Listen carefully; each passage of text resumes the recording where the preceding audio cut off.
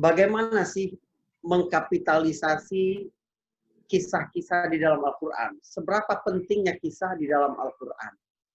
Manusia ini kan suka dengan kisah. Tapi celakanya kita sekarang hidup di zaman di mana budaya berkisah ini sudah mati suri. Saya mau tanya kepada mama-mama muda ini sekarang, ya, juga para ayah, siapa yang hari ini masih terus bercerita kepada anaknya menjelang tidur? Sementara kita dapat merasakan bagaimana efek pembentukan karakter dari kisah-kisah semenjak kita masih kecil. Kita dibacakan kisah Malin Kundang misalnya. Walaupun kisah ini fiktif, tetapi ketika kita akan durhaka kepada orang tua, kita jadi sangat takut membayangkan nasib kita itu mirip dengan nasib Malin Kundang. Padahal itu fiktif. Bagaimana dengan kisah-kisah yang benar-benar terjadi? Disajikan dengan cara yang paling baik, dipilihkan mana yang dikisahkan dan mana yang di-skip dari cerita ini adalah zat yang paling mengetahui tentang manusia, emosinya, pikirannya, ya, bagaimana perasaannya. Jadi dia paling tahu mana kisah-kisah yang paling penting, mana kisah-kisah yang paling baik, mana kisah-kisah yang paling berpengaruh bagi kehidupan manusia. Teman-teman sekalian, kisah ini punya pengaruh besar sekali dalam kehidupan. Apalagi dalam hal pembentukan karakter. Di Aceh waktu tsunami, ada satu pulau yang berisi 9.000 penduduk. Waktu terjadi tsunami, korbannya cuma beberapa orang. Padahal di tempat lain korbannya banyak sekali. Di Nias dan di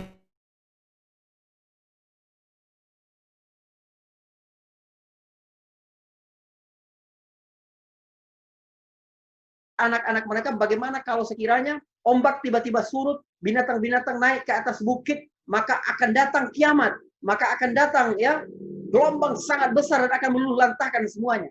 Jadi ketika fenomena itu terjadi, mereka menyaksikan ombak yang surut tiba-tiba dan melihat beberapa hewan-hewan ternak mereka lari ke atas, mereka pun langsung refleks naik ke atas. Karena kekuatan kisah itu. Ini kisah.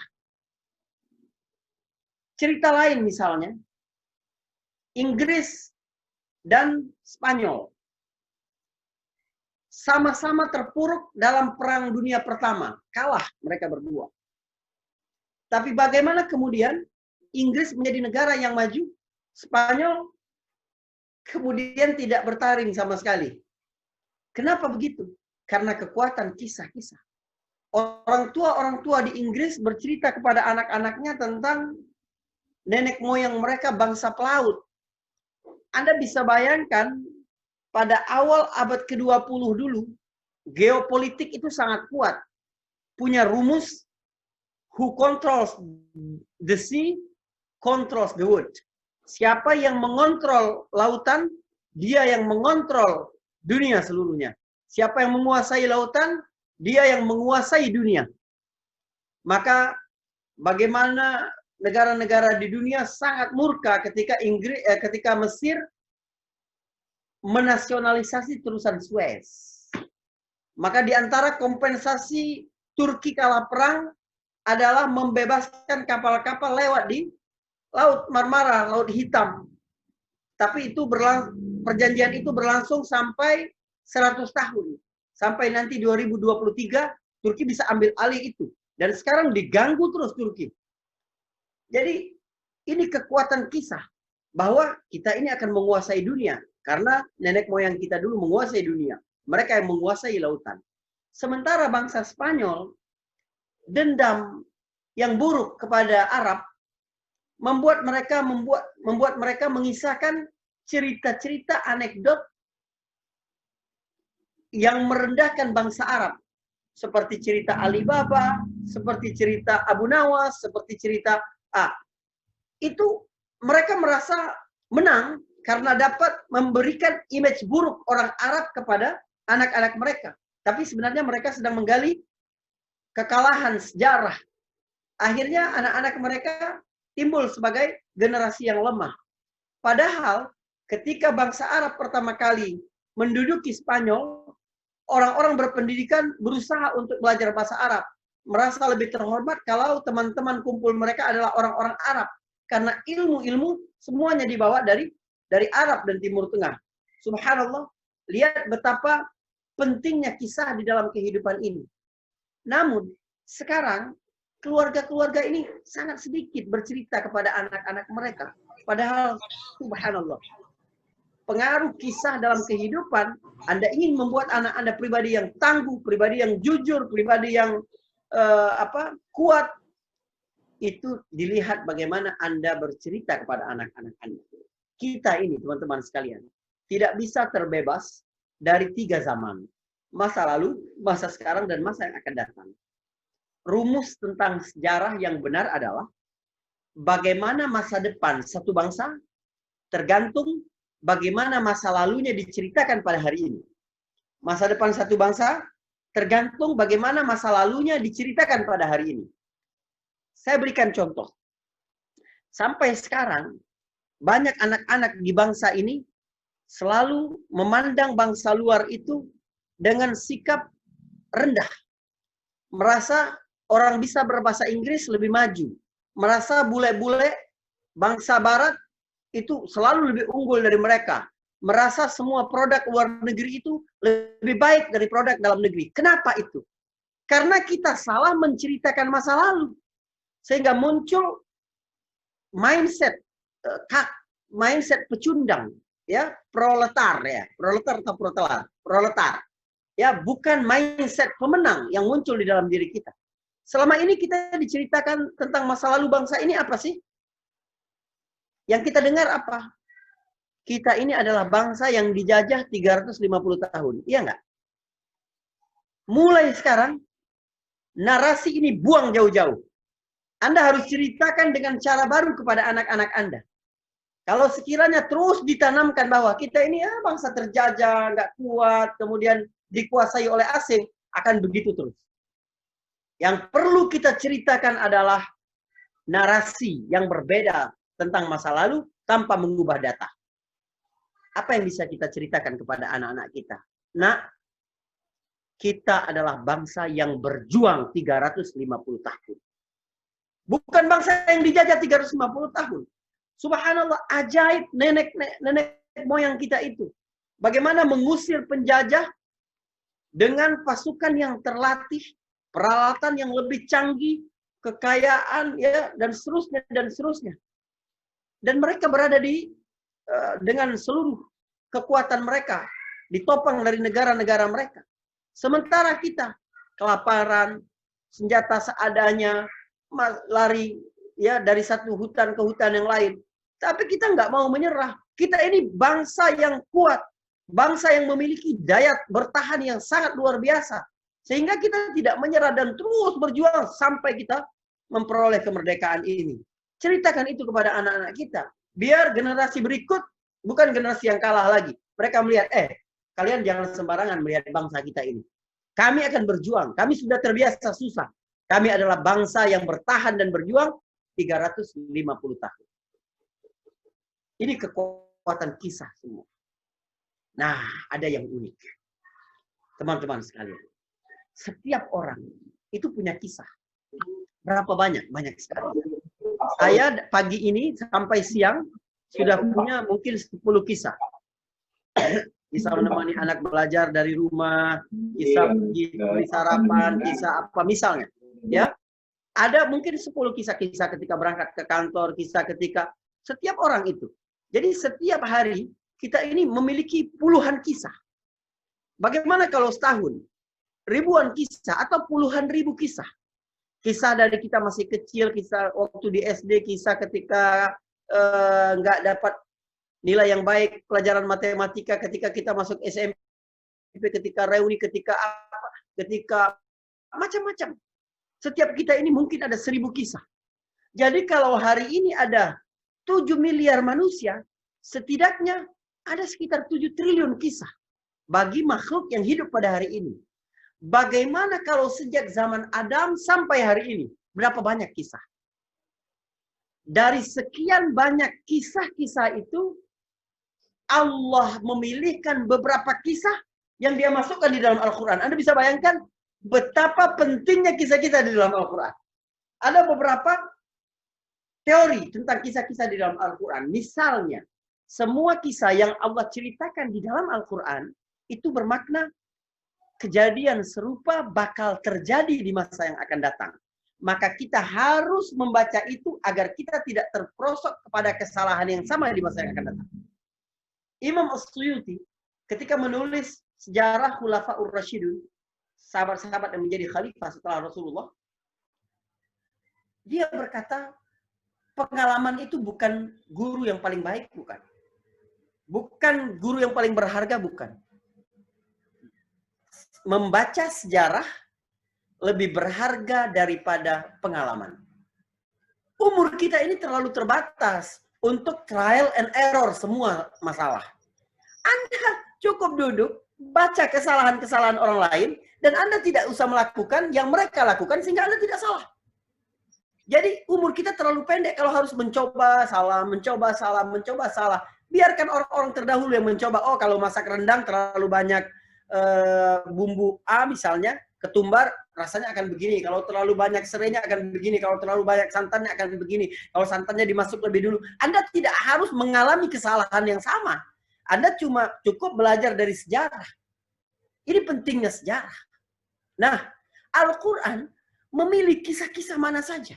Anda bisa bayangkan, dari sejak Adam sampai hari ini, sampai Nabi Muhammad SAW, jumlah Nabi itu sekitar 124.000. Jumlah Nabi. 124.000 Nabi. Dari 124.000 itu, jumlah Rasul 313 Rasul. Dari 313 Rasul itu yang Allah ceritakan di dalam Al-Quran hanya 24 atau 25 Nabi. Karena ulama bersepakat pada 24 nama, tapi berselisih pada nama yang ke-25, yaitu Zulkifli. Dia Nabi apa bukan? Bagi yang berkata Zulkifli adalah Nabi, berarti 25. Kalau yang berpendapat Zulkifli bukan Nabi, berarti 24. Jadi dari 124.000 Nabi, yang 313-nya Rasul, Allah cuma ceritakan 24 atau 25 Nabi di dalam Al-Quran. Perhatikan, bukan diceritakan, bukan. Tapi disebutkan namanya di dalam Al-Quran. Sebab ada Nabi yang disebutkan namanya, tapi tidak ada ceritanya. Nabi Ilyasa, Zulkifli, cuma disebut nama, tidak ada kisah sama sekali. Subhanallah, lihat bagaimana Al-Quran memilah. Agar apa? Agar menjadi pedoman bagi manusia. Oke. Kita simpan dulu tentang bagaimana kisah di dalam Al-Quran. Kita lihat Al-Qurannya. Teman-teman sekalian, kita percaya tidak bahwa Al-Quran ini adalah pedoman hidup manusia? Percaya ya? Percaya. Artinya dia adalah undang-undang yang menjadi dasar kehidupan. Sebagai sebuah kitab undang-undang, Al-Quran ini materinya sangat terbatas. Coba Anda bayangkan setipis ini.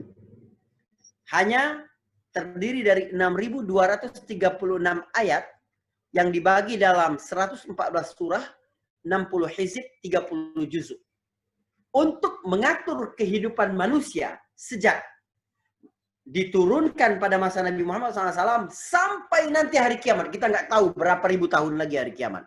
Berapa ratus tahun atau berapa juta tahun. Karena jangan ditakut-takuti ya oleh kajian-kajian yang tidak berlandaskan dalil-dalil yang kuat tentang akhir zaman. Seolah-olah akhir zaman itu terjadi beberapa tahun lagi. Jangan. Ya, kita menghitung sesuatu dekat apa tidak itu harus sesuai. Ikan 1 kilogram itu besar apa kecil? Tergantung. Kalau ikan paus 1 kilogram kecil, ikan teri 1 kilogram 1 besar, ya. Begitu juga jarak antara Nabi dengan kiamat dekat, tapi jarak antara Nabi dengan penciptaan alam semesta sekitar 13 miliar 700 juta tahun. Jadi kalau sekiranya dari pengutusan Nabi Muhammad sampai hari kiamat 1 miliar tahun lagi saja, itu tetap dekat hitungannya dibanding 14 miliar seluruhnya misalnya. Itu tetap dekat. Dan para ulama menafsirkan dengan tafsir yang paling kuat tentang hadis Nabi aku diutus dengan hari kiamat seperti dua jari ini, telunjuk dan jari tengah, itu maksudnya apa? Bukan hanya tentang dekat, tapi tidak ada lagi nabi antara aku dan hari kiamat. Antara aku diutus dengan kiamat seperti dua jari ini. Artinya tidak ada jari antara, tidak ada nabi antara Nabi Muhammad dan hari kiamat. Namun waktunya, segala kajian-kajian yang berkenaan dengan hari kiamat, lalu menebak-nebak Imam Mahdi lahir 5 tahun kemarin. Kemudian itu semua adalah rajman bil ghaib, menebak-nebak yang gaib semua.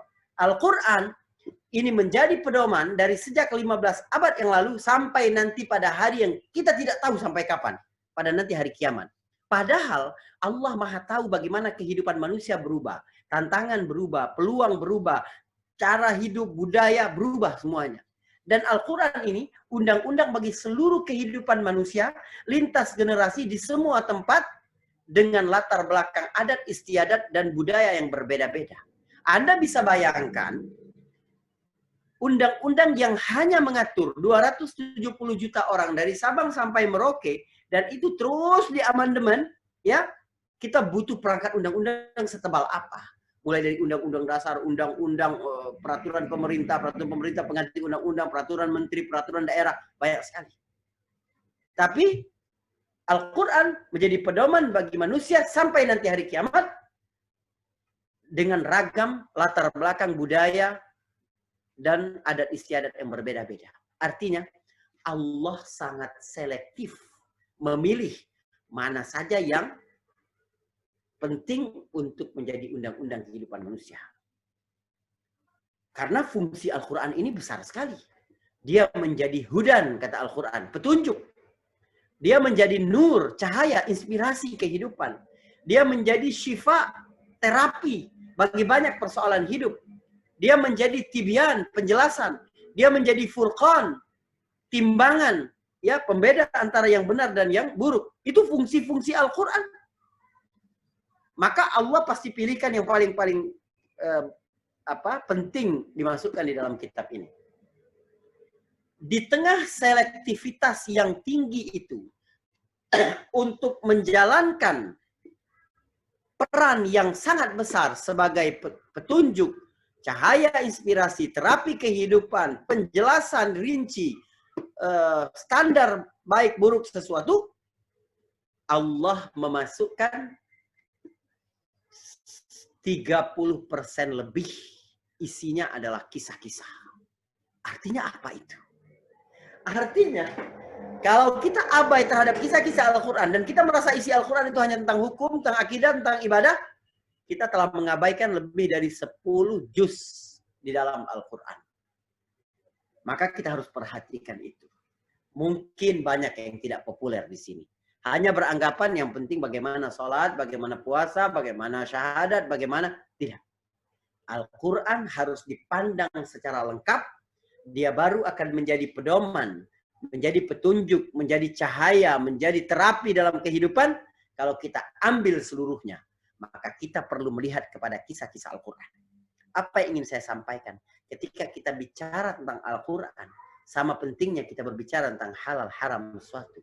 Sama pentingnya kita bicara tentang baik buruk sesuatu. Sama pentingnya kita berbicara tentang hak dan batilnya sesuatu. Sama penting kita bicara tentang tauhid dan syiriknya sesuatu.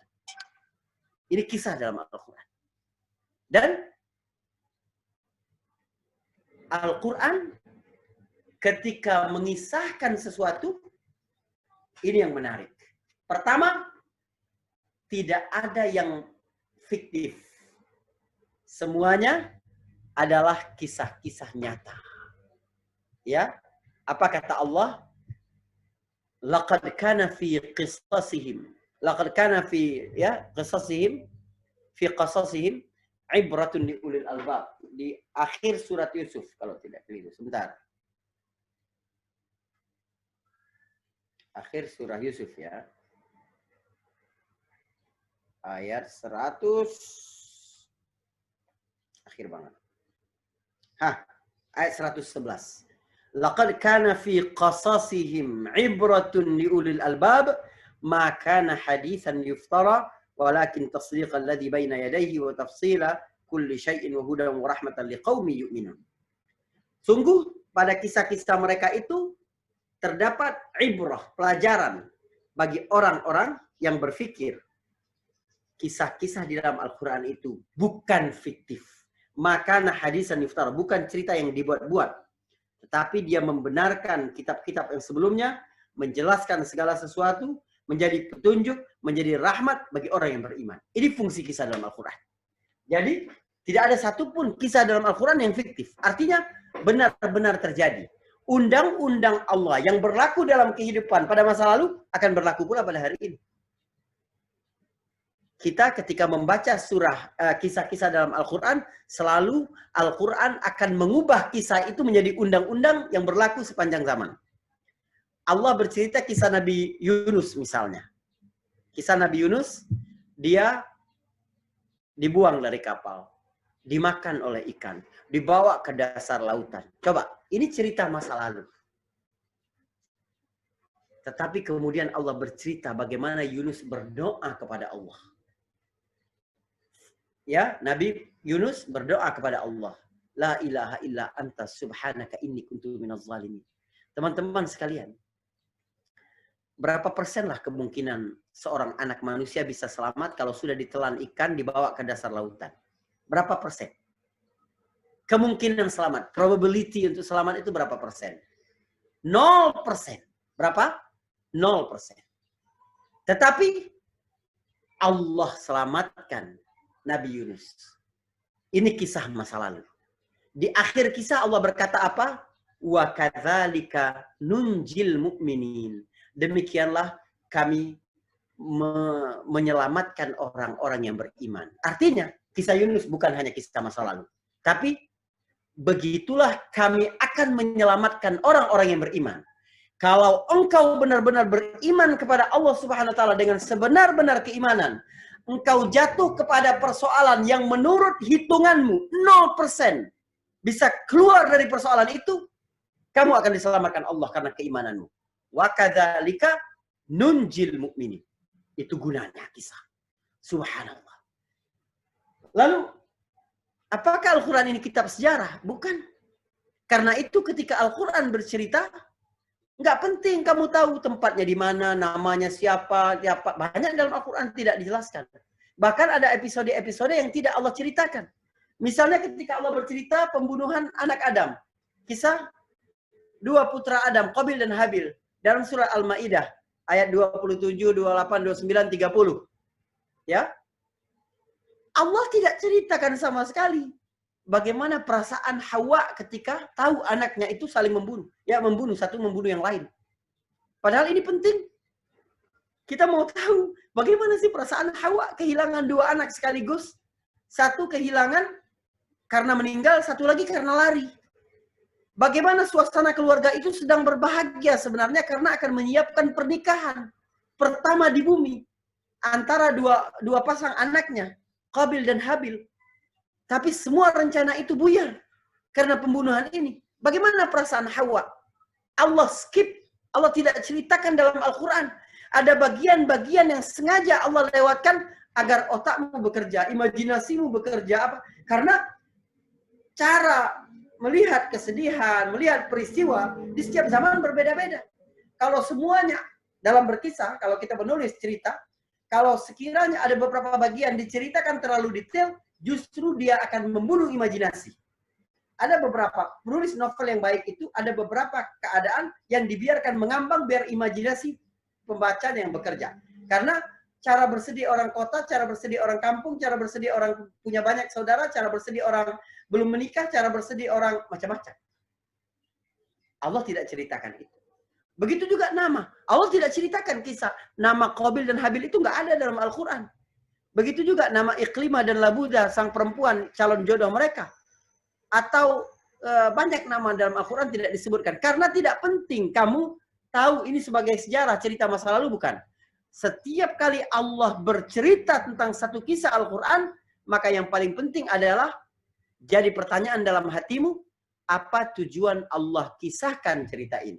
Saya berikan contoh. Seorang pakar marketing memberikan satu seminar. Wah, ini para sales baru lah. Dia cerita betapa pentingnya beberapa faktor untuk bisnis yang sukses. Saya punya sahabat, kata trainer ini. Saya punya seorang sahabat membuka coffee shop di sebuah kota di persimpangan yang paling ramai trafficnya. Traffic orang jalan kaki. Berada di simpang 4, tapi tempat parkir luas. Dia pilihkan pegawai-pegawainya itu yang ramah-ramah dan profesional. Dia jual barang-barang dengan kualitas paling bagus, harganya bersaing di antara yang lain. Apa guna sang pemateri ini bercerita hal itu? Gunanya adalah untuk memberitahu beberapa faktor yang membuat bisnis sukses. Tempat strategis, barang yang kamu jual bagus, SDM harus terbaik, pelayanan yang bagus, kemudian apalagi harga bersaing, lihat kompetitor, riset pasar, ramai apa tidak traffic di situ. Ini faktor-faktor yang membuat keberhasilan satu bisnis. Itu yang diceritakan. Lalu tiba-tiba ada peserta yang bertanya, nanya, penjualnya keriting atau lurus rambutnya? Gendut apa kurus? Hitam apa putih? Tidak ada urgensinya. Begitu juga di dalam Al-Quran, ada yang Allah ceritakan, ada yang tidak. Banyak nama tidak Allah anggap penting. Tentang ratu yang menyembah matahari di negeri Saba. Tidak ada nama Balqis di situ. Tentang istri Fir'aun, tidak ada nama Asiyah di situ. Tentang siapa lagi? Macam-macam. Allah tidak ceritakan. Ya, yang ditemui Musa untuk belajar, Nabi Khidir, tidak disebutkan dalam Al-Quran namanya. Karena Al-Quran benar-benar selektif. Mana-mana yang dapat menjadi pelajaran bagi manusia, itu yang Allah ceritakan. Dan teman-teman sekalian, karena Al-Quran ini didesain untuk menjadi pedoman sampai nanti hari kiamat, maka cara Allah bercerita dan pilihan-pilihan ceritanya benar-benar Allah ya muat dengan hitungan-hitungan yang luar biasa di luar batas akal manusia. Contoh, kisah paling tua yang terjadi di bumi, itu Allah ceritakan adalah kisah dua putra Adam tadi. Apakah tidak ada cerita lain di bumi sebelum itu? Ada, tapi tidak diceritakan dalam Al-Quran. Bagaimana Adam pertama kali turun ke bumi? Di mana dia turun? Berapa lama dia baru berjumpa dengan Hawa? Di mana mereka membangun keluarga baru? Ini kan menarik ini Adam ini. Bagaimana dia membangun keluarga pertama? Bagaimana pengalaman menjadi ayah pertama? Bagaimana ketika anak mereka lahir? Anda bisa bayangkan kerepotan ibu-ibu sekarang, padahal dia melihat bagaimana orang lain pernah melahirkan dan bagaimana mengurus bayi mereka. Hawa, ya, satu perempuan yang belum punya pengalaman apapun ketika memiliki bayi. Coba bayangkan ini. Tapi Allah tidak ceritakan di dalam Al-Quran. Kisah paling tua yang Allah ceritakan di dalam Al-Quran adalah kisah Qabil dan Habil.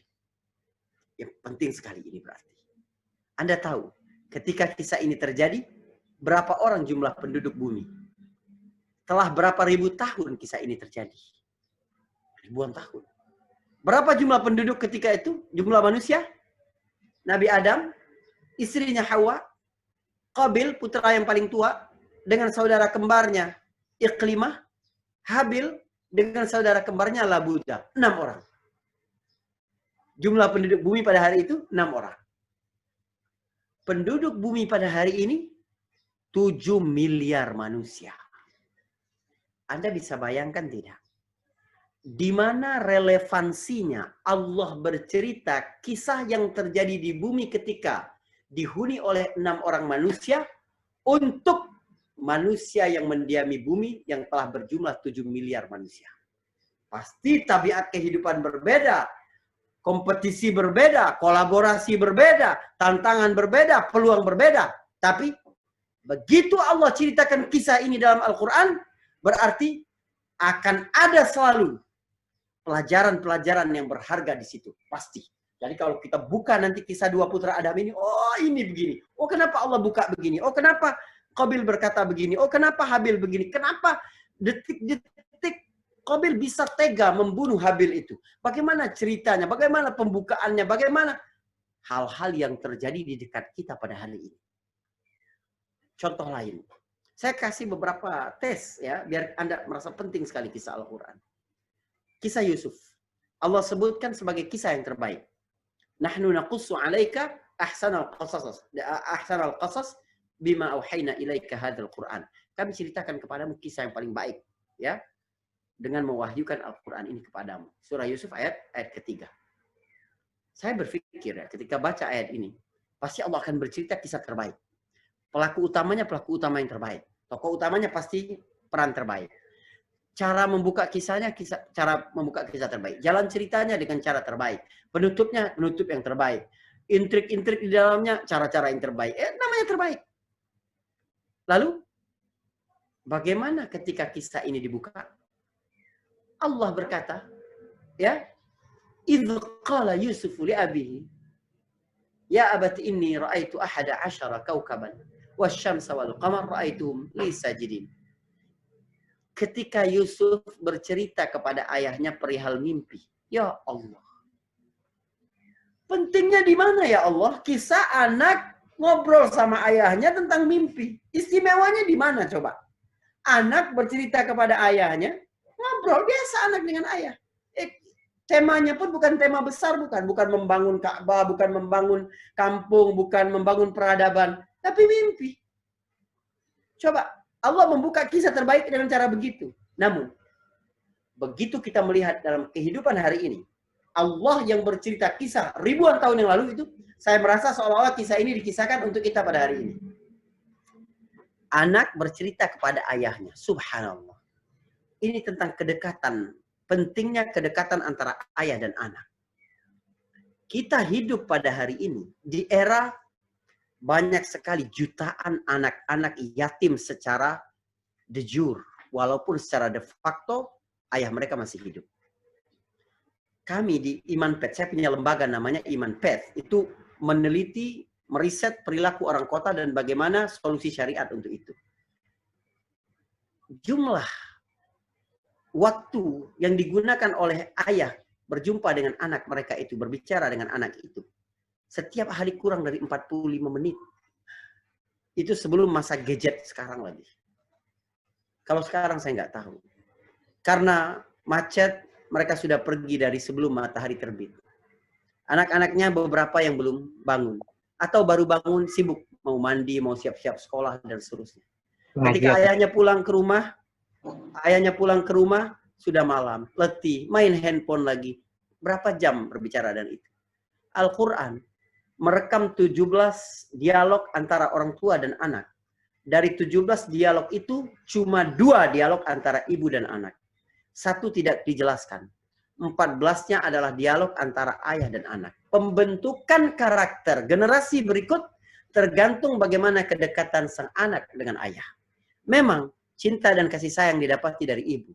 Tapi, nilai-nilai keberanian, kejujuran, pengorbanan, ketulusan, itu dari ayah mereka belajar. Anak siapa yang hari ini masih bercerita mimpi kepada ayahnya? Jangankan mimpi, perkara penting saja anak kita sudah tidak bercerita lagi. Dia dekat dengan siapa, dia sekarang pengen jodohnya siapa, dia bekerja di mana, apakah pekerjaannya itu pendapat orang tuanya benar apa tidak. Anak kita nggak bercerita tentang karirnya, tentang calon jodohnya, tentang orang dekatnya dengan pergaulannya. Mereka hidup di dunia mereka sendiri, terpisah dengan keluarganya. Anak siapa yang sekarang masih akrab kepada ayahnya seperti Yusuf kepada Yakub? Subhanallah. Bercerita mimpi lagi, coba bayangkan. Mimpi itu apa sih? Mimpi itu refleksi apa yang dialami, refleksi apa yang difikirkan, apa yang dianggap penting, apa yang ditakuti, apa yang diangan-angan. Nabi setiap subuh itu sering nanya kepada sahabat, hampir setiap subuh Nabi bertanya kepada sahabat, tadi malam siapa mimpi apa, Nabi tanya. Karena itu merefleksikan tentang kehidupannya. Sehingga Nabi paling tahu tentang Abu Bakar dibanding Abu Bakar dengan Umar. Nabi paling tahu tentang Utsman dibanding Utsman dengan Abdurrahman bin Auf. Walaupun keduanya akrab, tapi Nabi paling tahu. Jadi ketika orang bertanya kepada Nabi, Nabi menjawab sesuai dengan kebutuhan, sesuai dengan karakter masing-masing. Itu gunanya. Coba sekarang, musibah kita tidak dekat dengan anak-anak kita, apalagi ayah-ayah. Ya, ini kisahnya. Belum lagi kita dapati perjalanan kisah di dalamnya. Ketika Yusuf bercerita tentang mimpi, Yakub tidak bercerita arti mimpinya, tidak. Yang pertama kali Yakub sampaikan apa? Jangan kamu ceritain ya mimpimu kepada saudara-saudara. Bahwa yang paling penting bukan peristiwa yang datang, tapi bagaimana merespon peristiwa. Tidak semua hal baik dapat kamu ceritakan. Kita yang hidup di era media sosial sekarang, sering kita sharing. Selalu tentang kehidupan kita sharing. Namun, manusia biasanya sharing tentang hal-hal yang indah dalam kehidupannya. The beautiful part of his life. Itu yang dia ceritakan. Sehingga akan banyak mata yang iri, akan banyak orang yang dengki, akan banyak, dan itu membahayakan mereka. Kata Nabi, al-ainu haqqun. Pengaruh mata itu sangat nyata. Itu berpengaruh dalam kehidupan kita. Karena tidak semua mata yang melihat apa yang kita posting itu mata yang tulus. Ini kisah Yusuf diceritakan 15 abad yang lalu, kisah ribuan tahun yang lalu, untuk kita hari ini tetap menemukan relevansinya. Ketika kisah ini diceritakan kepada generasi 100 tahun yang akan datang, saya percaya ada lagi insight-insight baru yang belum kita temukan pada hari ini. Mungkin ini sebagai sebuah pembukaan tentang bagaimana urgensi kisah dalam kehidupan dan bagaimana keindahan Al-Quran ketika mengisahkan kisah-kisah dalam Al-Quran itu. Saya mengumpulkan seri kajian kisah-kisah non-nabi ya di PLN Pusat itu sudah tahun ketiga sekarang. Tahun ketiga pakai tahun keempat ya. Nah, bercerita tentang kisah-kisah Al-Quran ini karena penting sekali. Baik, ini dulu Pak Novi. Ya, apabila ada salah saya mohon maaf, bisa kita kembangkan dalam dialog dan tanya jawab insya Allah di sisa waktu. Alhamdulillah, Masya Allah. Terima kasih Ustadz untuk penyampaiannya. Banyak sekali yang baru kita dengar terkait dengan kisah di dalam Al-Quran yang Allah pilihkan untuk kita dengan sangat luar biasa, yang memiliki insight yang dalam, dan insya Allah menjadi pembelajaran buat kita, dan mudah-mudahan insya Allah ada seri-seri berikutnya lagi Ustadz ya, nanti untuk insya lebih Allah. Kait Nabi Yusuf, kisah Nabi Musa, dan selanjutnya yang lebih gamblang lagi untuk bisa kita gali hikmah yang bisa kita ambil sebagai pelajaran kita di masa sekarang, Masya Allah. Ya, Bapak Ibu silakan untuk pertanyaan bisa di chat atau mau langsung juga silakan Bapak Ibu yang mau. Pak Novi Taslim, Pak Novi. Ya, Pak Taslim, silakan disampaikan pertanyaannya, Pak. Oke, Assalamualaikum warahmatullahi wabarakatuh. Waalaikumsalam warahmatullahi. Terima kasih Ustadz Faris atas tausiahnya ya, Pak, siang hari ini. Mohon koreksi Ustadz, pertanyaan saya salah ya.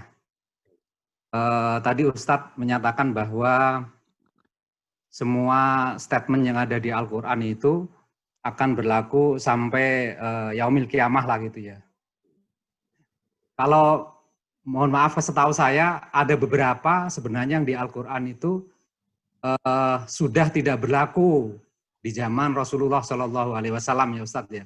Karena di kita kan ada istilah nasah mansuh namanya Ustadz ya. Nah mohon koreksinya Ustadz.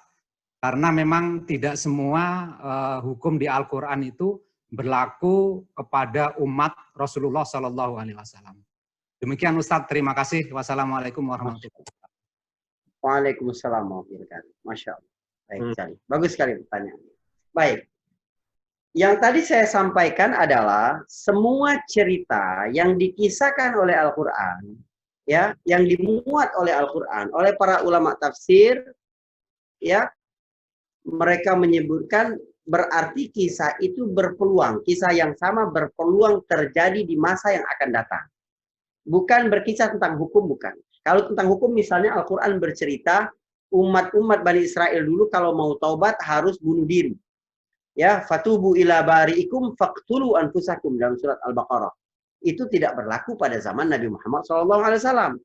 Perkawinan dengan saudara pada zaman Adam karena memang tidak ada manusia lain. Mustahil anak Adam disuruh menikah dengan monyet. Tapi pada saat zaman Nabi Muhammad SAW sudah ada, maka itu tidak berlaku. Jadi nabi-nabi dari Adam sampai Nabi Muhammad, mereka membawa akidah yang sama. Tetapi syariat berbeda-beda tergantung dengan situasi dan kondisi pada waktu itu.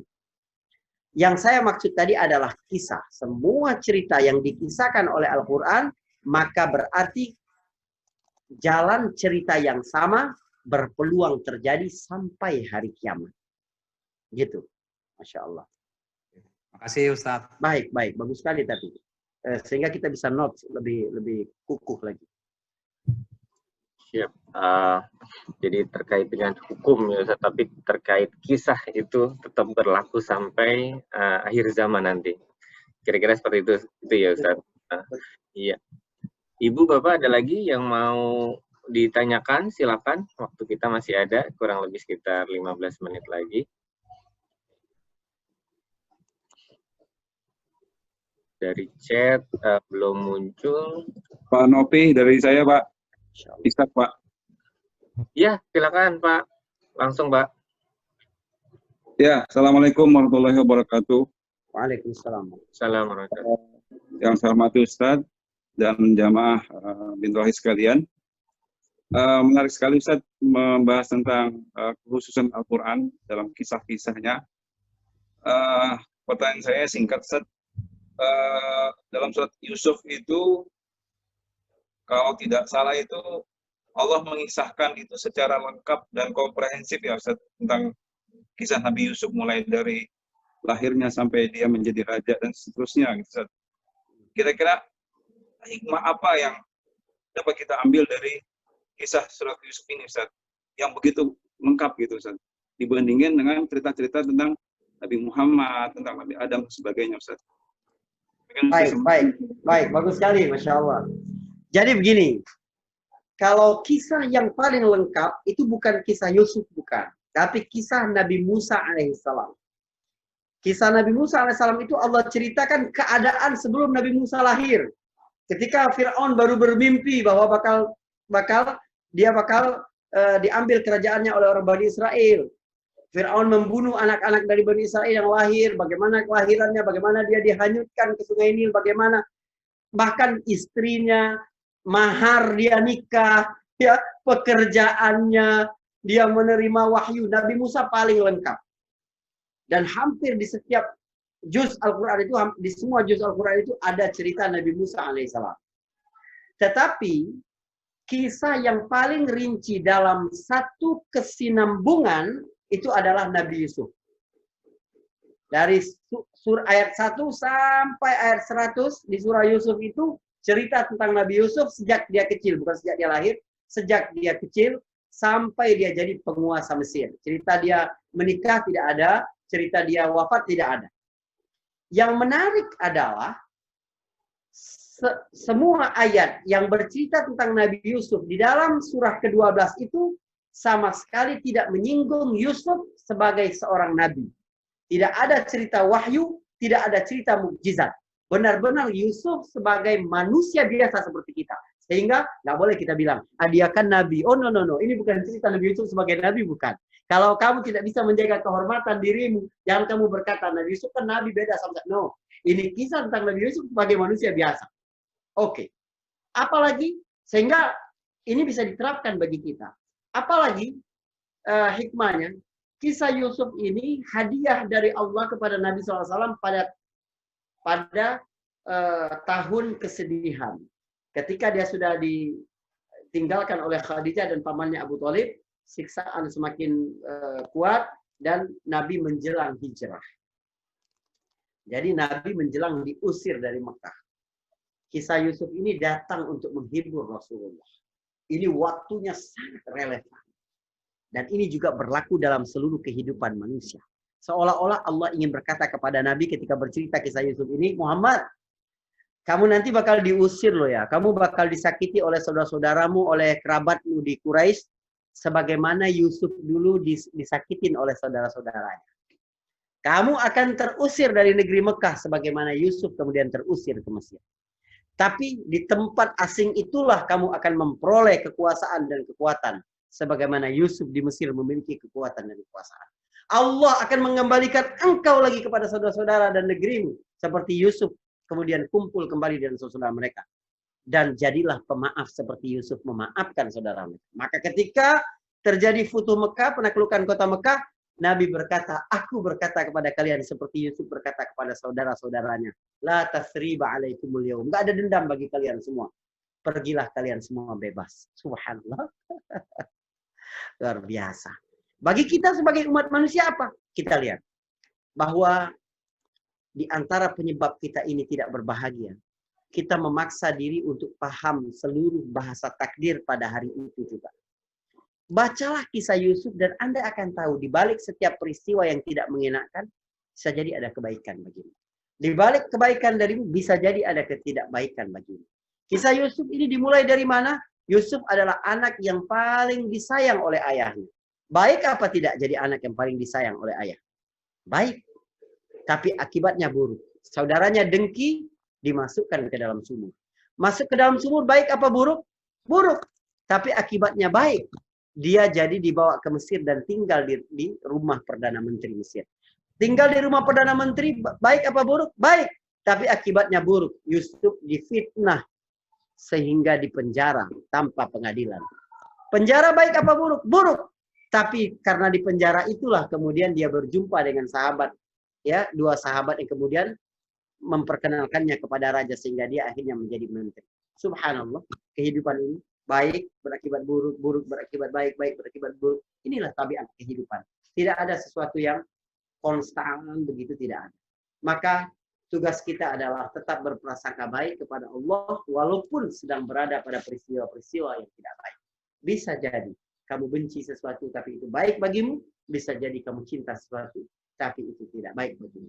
Kita boleh kehilangan apa saja dalam hidup, tapi jangan kehilangan prasangka baik kepada Allah Subhanahu wa taala. Ada takdir-takdir yang Allah berikan pada hari ini, baru kita pahami 5 tahun, 10 tahun, 20 tahun setelah takdir itu terjadi. Baik. Masya Allah, Ustaz. Iya,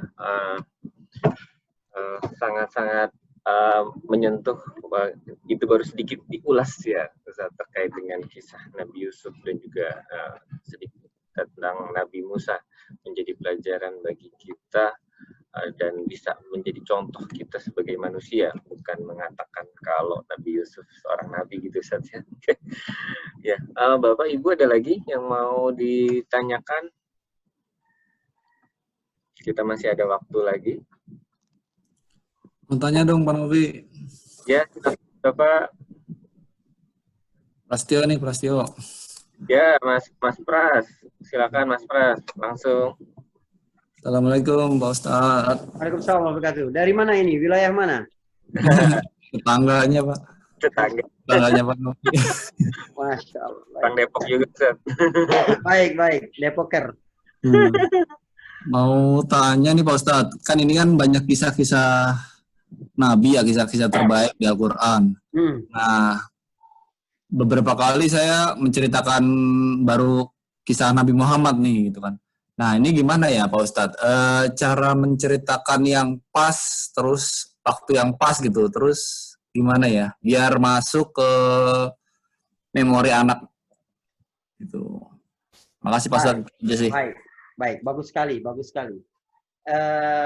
Sebagaimana yang tadi saya sampaikan, kita ini hidup di zaman budaya berkisah ini sudah mati suri.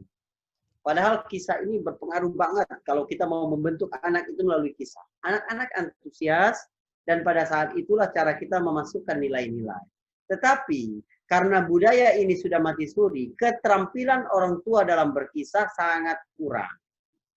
Saya berikan satu trik saja biar lebih bertenaga ketika kita bercerita. Ada banyak trik ya, tapi nanti terlalu cepat pintar. Saya bocorin satu hari ini. Anak-anak itu yang paling kuat bekerja di dalam dunia anak itu apa? Imajinasi. Jadi ketika kita bercerita kepada anak, maka buatlah cerita itu yang dapat menghidupkan mesin imajinasi mereka. Jangan bercerita dengan cara yang flat, yang datar. Nggak boleh. Anak nggak tertarik. Anda bercerita begini kepada anak. Kisah Nabi Yusuf. Jadi Yusuf itu dia paling disayang sama ayahnya. Sampai anak saudara-saudaranya jadi iri sama dia. Diajak ke hutan. Dimasukin ke dalam sumur. Untung kemudian anak nggak suka itu. Anda harus bercerita agar anak itu dapat membayangkan dia hadir ketika itu. Ketika sang anak merasakan imajinasinya bekerja, merasakan kehadirannya, dia akan berempati kepada tokoh utama. Ketika dia berempati kepada tokoh utama, maka nilai-nilai baik yang kita tanamkan bersama sikap tokoh utama akan masuk kepada anak. Tentang kejujuran, tentang keberanian, tentang bertawakal kepada Allah Subhanahu wa taala, dia akan ikut Yusuf kalau Anda bisa membangun situasi yang membuat anak-anak Anda itu berempati kepada Yusuf. Jadi Anda bercerita, Yusuf akhirnya dibawa oleh saudaranya itu ke hutan. Dibawa berjalan, ulangi kata berjalannya itu biar anak terbayang betapa capeknya Yusuf ini. Jalannya itu jauh sekali masuk ke dalam hutan. Karena Al-Quran bilang begitu. Ghayabatil jub, sumur yang jauh, tidak biasa manusia main ke situ. Jadi anakku, engkau bisa bayangin ya, Yusuf masih kecil itu, kalau saudara-saudaranya mungkin nggak capek. Tapi Yusuf kan masih kecil. Coba bayangin kalau kamu diajak jalan kemarin, begini. Ini Yusuf diajak berjalan. Sehingga anak itu mulai kasihan sama Yusuf. Ya Allah, kasihan banget nih Yusuf, nih mau dijahatin apa gitu. Nah, lalu kemudian mereka berjumpa dengan sebuah sumur. Udah banyak semak-semaknya, kita nggak tahu dalamnya ada ular, ada kalajengking, ada apa gitu. Tiba-tiba saudaranya membuka baju Yusuf, ya baju ini nanti dikasih darah, biar kelihatan sama ayahnya begini. Yusufnya dimasukkan, didorong ke dalam sumur. Yusufnya bilang, jangan. Gitu. Pasti Yusuf begitu, pasti berkata, kalian mau apain aku? Pasti ketika mau dibawa ke bibir sumur itu, pasti Yusuf akan berontak. Itu ceritakan biar imajinasi anak bekerja. Tapi abang-abangnya kan lebih kuat semua anak. Sehingga akhirnya Yusuf masuk ke dalam sumur itu. Panjang itu, biar anak imajinasinya bekerja bahwa sumur itu dalam sekali. Yusuf gimana nih sampainya ini? Apa biur, apa bu gitu. Ternyata sumurnya itu kering ya. Anda bisa bayangkan, nak. Mungkin tangannya yang terkena dulu, mungkin kakinya di situ dia kesakitan, itu patah, tapi gelap karena sumurnya dalam sekali, sementara tidak ada. Ketika bercerita, mainkan imajinasi anak. Terus. Ya, eksploitasi itu. Sehingga dia berempati kepada tokoh utamanya. Lalu disitulah Anda masukkan nilai-nilai. Itu satu trik ketika bercerita kepada anak. Baik.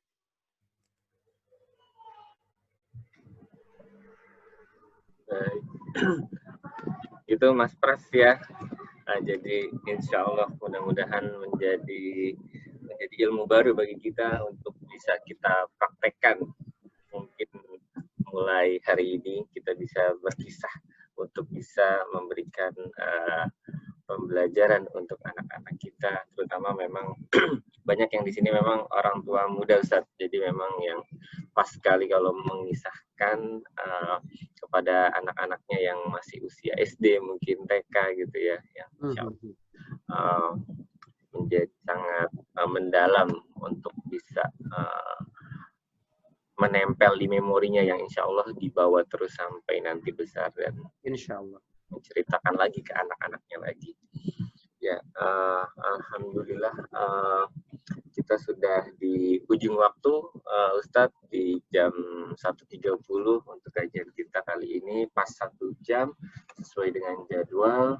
Kami ucapkan terima kasih Ustadz atas penyampaiannya hari ini. Masya Allah, insya Allah akan ada seri-seri lain nanti untuk bisa kita bahas bersama dengan jamaah PLN WJBB, B2B, dan PLN yang lain, dan ibu-ibu PI juga akan bergabung, yang insya Allah sangat menggugah dan memberikan energi buat kita sesuai dengan temanya, mengambil energi, mendapatkan energi dari kisah-kisah di dalam Al-Quran.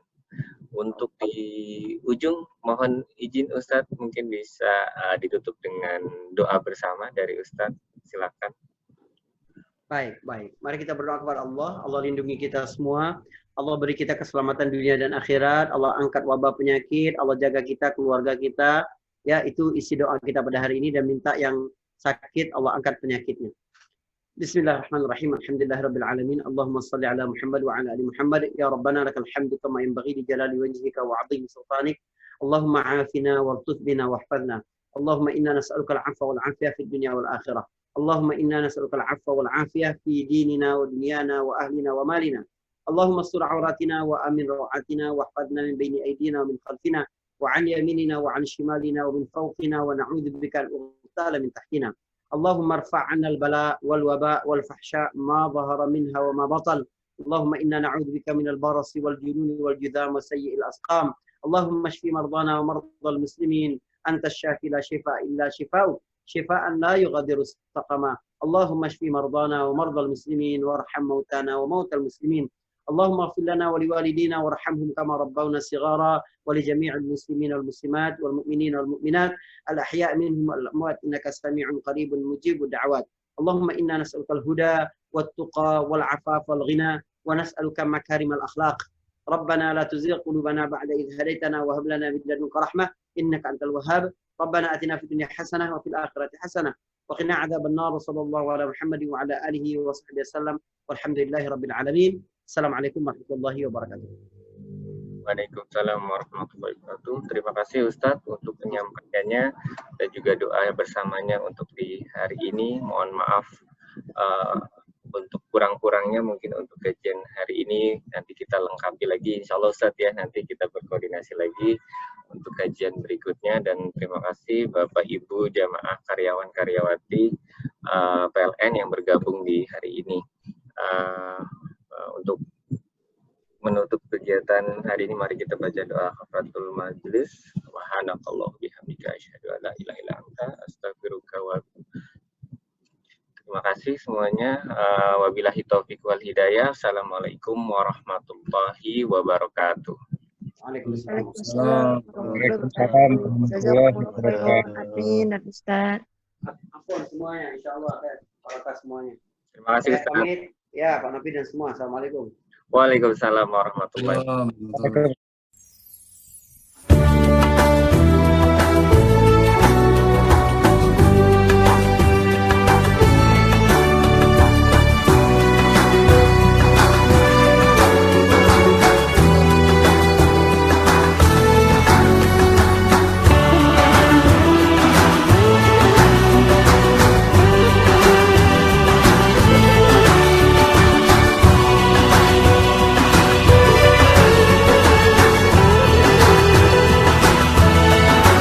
Göllerde hasretin var, yürekler aşkınla çarpar. Sensiz dünya bizlere dar. Selam sana ey kutlu yar. With submission, faith and patience, you conveyed the noble message, brought us light through your guidance. Peace be upon you, my beloved, Ya Habibi, Ya Muhammad.